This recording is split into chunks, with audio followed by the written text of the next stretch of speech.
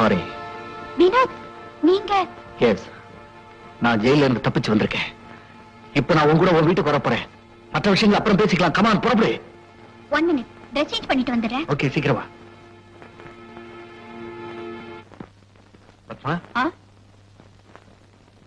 இந்த வீட்டுல வேற யாராவது இருக்காங்களா? சமயக்காரன் மட்டும்தான் இருக்கான். அவன் கூட நான் கூப்பிட்டாதான் வருவான். ராத்திரி சாப்பாட்டுக்கு ஏற்பாடு பண்ணட்டுமா? வேண்டாம். கொலைகாரனுக்கும் ஜெயில இருந்து தப்பிச்சு வந்த குற்றவாளிக்கும் ஆதரவு கொடுத்தாலோ அடைக்கலம் கொடுத்தாலோ என்ன தண்டனை கிடைக்கும் தெரியுமா? தெரியும், ஆனா நன்றி கடன் ஒண்ணு இருக்கே. பத்மா, நீ என் மேல வச்சிருக்கிற அன்பு குறையலங்கிறத நினைச்சு நான் ரொம்ப பெருமைப்படுறேன். என்னால உனக்கு எந்த ஆபத்தும் வரக்கூடாது. இன்னும் 5 நிமிஷத்துல நான் இந்த இடத்த விட்டு போயிடுவேன். போறதுக்கு முன்னால உங்ககிட்ட ஒரு வேண்டுகோள். என்கிட்ட இப்ப சுத்தமா பணம் கிடையாது. நான் இப்ப தலைமறைவா இருக்கேன்.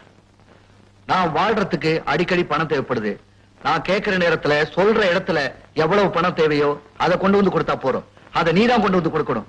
வேற யார்கிட்டையும் கொடுத்துறப்ப கூடாது. இந்த உதவி நீ செய்வியா? கண்டிப்பா செய்யறேன் வினோத். உங்களோட வாழ்ந்திருக்கேன். உங்க பணத்துல எவ்வளவோ சுகத்தை அனுபவிச்சிருக்கேன். என் சக்திக்கு உட்பட்ட எந்த உதவியும் செய்ய நான் எப்பவும் தயாரா இருக்கேன்.